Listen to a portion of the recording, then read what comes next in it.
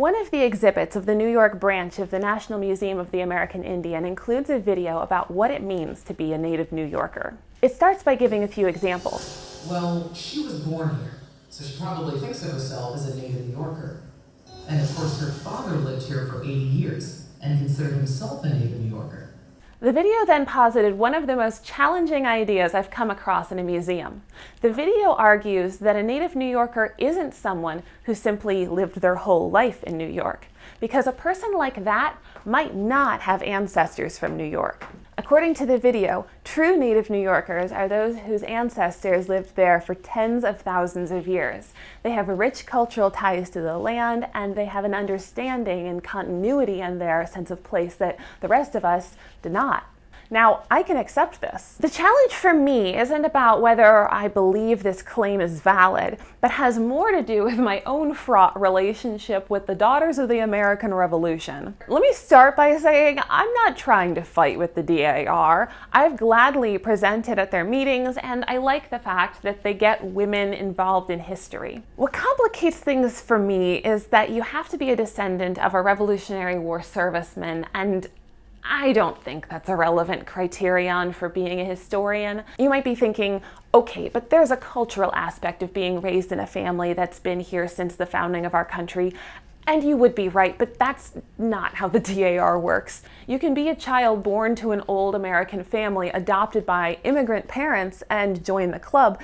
But if you're a child with uncertain lineage, adopted by a DAR family, you're barred from joining. It isn't about culture. They only care about blood, and I don't think that's a good basis for a historical society. My blood isn't what makes me a competent historian.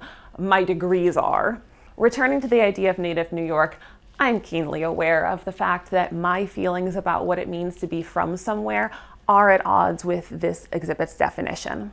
I very purposefully crafted my understanding of nationality to prioritize personal identity and experience, because one group whose nationality often gets challenged is recent immigrants and their first-generation children. What's more, I do think I'm right to do so from the standpoint that if someone was born in a place, how can you reasonably claim they aren't fully from that place? A child born in Virginia to immigrant parents hasn't lived a single day less of their life in the U.S. than another child born in Virginia to a family that's lived there for generations. The message of native New York serves as a reminder that this kind of equivocation at best obscures some nuance, and at worst can be weaponized against Native Americans, who are, of course, also a vulnerable group.